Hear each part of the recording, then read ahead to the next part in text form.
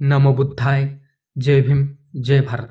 महाबोधि विहार के बोधगया में स्थित एक यूनेस्को विश्व धरोहर स्थल है, जिसकी गिनती भारत के 10 सबसे प्रसिद्ध मंदिरों में की जाती है।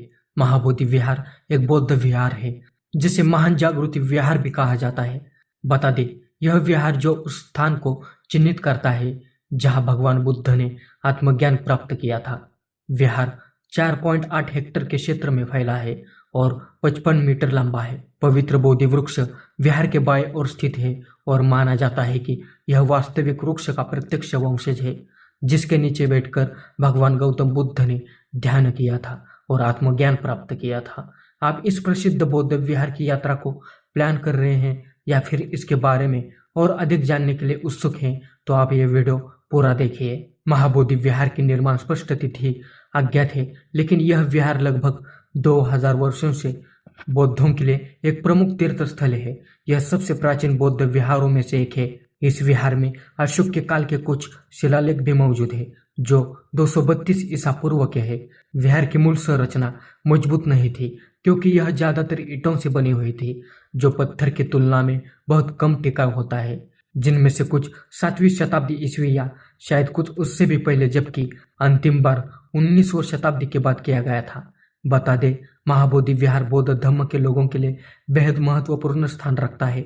महाबोधि विहार भगवान बुद्ध के जीवन से संबंधित 4 पवित्र स्थलों में से एक है और विशेष रूप से ज्ञान की प्राप्ति के लिए। तथ्यों के अनुसार यह वही पवित्र स्थल है जहां गौतम बुद्ध को आत्मज्ञान की प्राप्ति हुई थी और सभी मोह माया को त्याग कर अपने जीवन को जन कल्याण के लिए समर्पित कर दिया था। इस प्रकार यह बौद्ध विहार बौद्ध धर्म के लोगों के साथ साथ सर्वधर्म के लोगों को और पर्यटकों के लिए भी आकर्षण का केंद्र बना हुआ है, जहां हर साल लाखों की संख्या में पर्यटक आते हैं। बोधि वृक्ष महाबोधि विहार और बोधगया का महत्वपूर्ण और ऐतिहासिक वृक्ष या स्थान है, जो सिद्धार्थ गौतम के जीवन से सीधे जुड़ा हुआ है।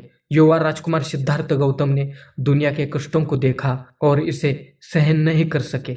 दुनिया के सभी कष्टों और पीड़ाओं को समाप्त करने की तलाश में वे गया में फल्गु नदी के वनों में पहुंचे, जिसके बाद वह एक पीपल के पेड़ के नीचे ध्यान की अवस्था में बैठे। कई दिन कड़ी तपस्या की अवस्था में रहने के बाद सिद्धार्थ गौतम ने आत्मज्ञान प्राप्त किया, जिसके बाद पीपल वृक्ष को बोधि वृक्ष के नाम से जाना जाने लगा और सिद्धार्थ गौतम को गौतम बुद्ध नाम से। यहीं पर सम्राट अशोक ने एक विहार बनवाया था, जो महान गौतम बुद्ध की स्मृति में समर्पित था। महाबोधि विहार का निर्माण ईंटों से किया गया था, जो पूर्वी भारत में सबसे पुरानी ईंट संरचनाओं में से एक है। इसे भारतीय ईंट वर्क का एक बेहतरीन उदाहरण माना जाता है, जो बाद की वास्तु परंपराओं के विकास में अत्यधिक प्रभावशाली था। यूनेस्को के अनुसार वर्तमान विहार गुप्त काल से पूरी तरह से ईंटों में निर्मित सबसे प्रारंभिक और सबसे भव्य संरचनाओं में से एक है। महाबोधि विहार का केंद्रीय टावर 4 छोटे टावरों से घिरा हुआ है, जो एक ही शैली में निर्मित है। महाबोधि विहार पत्थर की 2 अलग अलग प्रकार की रेलिंग से घिरा हुआ है। बलुआ पत्थर से बनी रेलिंग लगभग 150 ईसा पूर्व की है, जिनमें से कुछ रेलिंग अनगढ़े मोटे ग्रेनाइट से निर्मित है और ये गुप्त काल के माने जाते हैं। पुराने रेलिंग में बौद्ध धर्म की महिला हाथी द्वारा स्नान किए जाने जैसे दृश्य है, जबकि नए रेलिंग में स्तूप के अवशेष यानी अवशेष विहार और गरुड़ यानी चील है। प्राचीन विहार के गर्भगृह में बुद्ध की एक सोने की चित्रित मूर्ति रखी गई है और यह काले पत्थर से बनी है। इसे बंगाल के पाल राजाओं ने बनवाया था। तथागत गौतम बुद्ध को भूमिपुत्र मुद्रा आसन या पृथ्वी स्पर्श मुद्रा में बैठा हुआ भी देखा जा सकता है।